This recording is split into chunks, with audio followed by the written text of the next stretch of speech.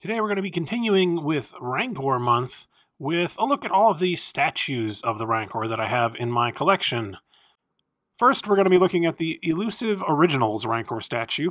This was made by a company that was also known as Illusive Concepts that made kind of quasi-high-end collectibles for Star Wars in the late 90s.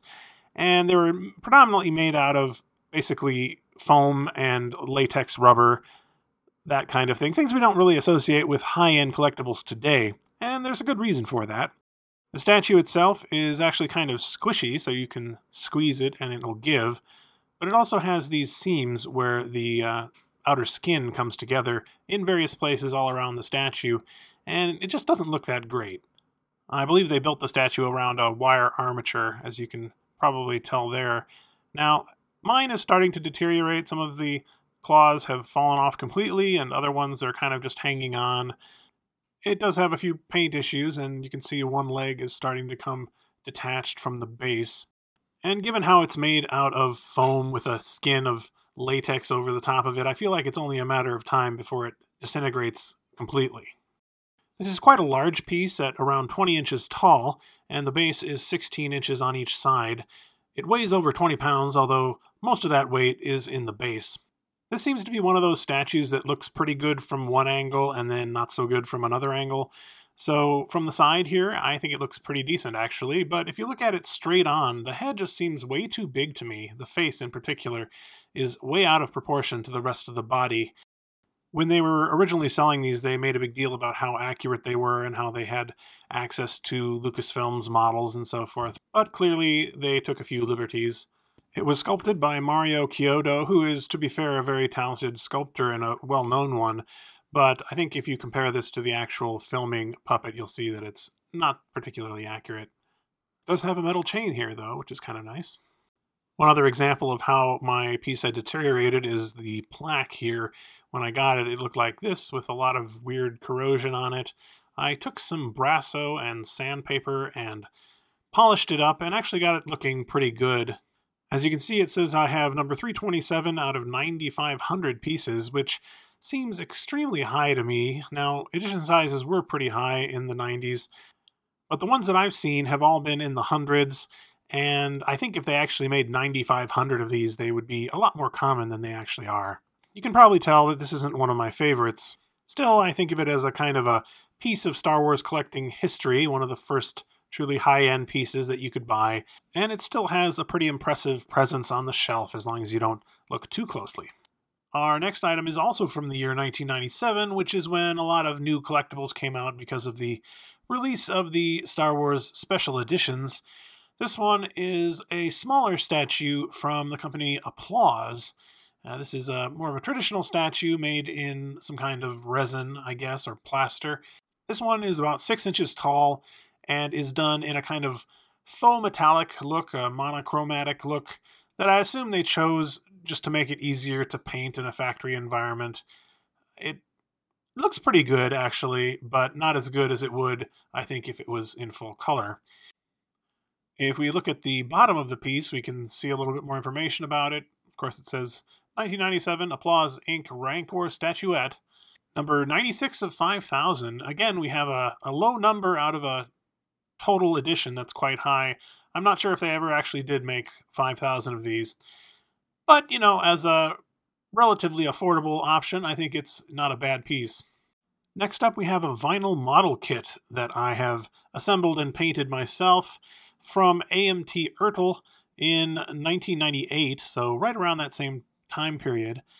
This is an extremely good model kit. It's one of the best I've ever worked on. The detail is just top-notch. Here's the box that the kit came in, and here are the parts of the kit. You had to do a fair amount of preparation in order to put the kit together, and here I've filled gaps between the parts with some green putty, and then of course I painted it as well. It's roughly 12 inches tall, so it's a reasonably good size, and I have added a base here that I made from scratch using a wooden plaque you can get at a hobby store, and then I used a mixture of sand and rocks and white PVA glue to kind of make the ground. And I believe these skeletons here came from Pirates of the Caribbean action figures that I kind of cut up and reused, and I actually think they came out really well. I used some epoxy glue to make his drool, and I see that it's turned yellow in the intervening years. I made this over 10 years ago, but still looks pretty good, I think. There's something kind of funny about the way this Gamorrean is posed here in the Rancor's hand. I could probably do a slightly more nuanced paint job nowadays, but still, I'm pretty proud of this piece. I've already covered this piece to some degree in the Jabba's Palace roll call video I made about Malakili, the Rancor Keeper, but I'd like to look at it in a bit more detail now. This is the Gentle Giant Rancor and Handler statue from 2007. When I was researching this piece to kind of refresh my memory about it, I came upon a forum post from 2006 where somebody was complaining about how it was so expensive at $269. I guess it just goes to show how much things have changed in the intervening years. If you know anything about statues, even just Rancor statues that have been released recently, they are way more expensive than that. So I think even back in the day, this would have been quite a bargain for what you were getting. This is an excellent sculpt, an excellent paint job, a reasonably good version of the Rancor Keeper, considering that we don't have any other statues of him. So I really don't have any complaints about this. This is my all-time favorite Rancor statue that I have in my collection. Around 10 years ago, Sideshow Collectibles had a fairly extensive line of Star Wars dioramas, including ones like these you see here, which have a fully realized scene and at least a couple of characters in them. So when they announced that they were going to be making one with the Rancor in it, I was really excited. But when it was actually released, a lot of people, myself included, were a little bit disappointed. Not because what you see here is bad, but because we only got a very small portion of the Rancor. So instead of making it a full scene, as we had seen with the other dioramas in the line, we just got a relatively small portion of the Rancor and then the full body of Luke, which is in the same scale as the rest of the dioramas. And they've just put this kind of base on the bottom, which looks okay. Honestly, it's not a bad compromise to make, even though it was a little disappointing. Luke is actually removable from the Rancor's arm. He's got a brass rod and I think some magnets there that keep him in place. And if you bought the exclusive version of the statue, you could replace him with a Gamorrean guard, which honestly is the preferable option in my opinion. It looks quite a bit better that way. To be clear, if you bought the exclusive, you got both options and you could swap them out as you see fit. I'm really impressed with how well they've sculpted the Rancor here. It looks amazing. And I suppose in some sense it makes it all the more disappointing that we couldn't get the full-sized Rancor, but still. I actually have both the regular and the exclusive version of these because I won one in a contest and I had already purchased one, and I decided I would keep them both so that I could display both versions in different places in my collection. I do like this actually pretty well.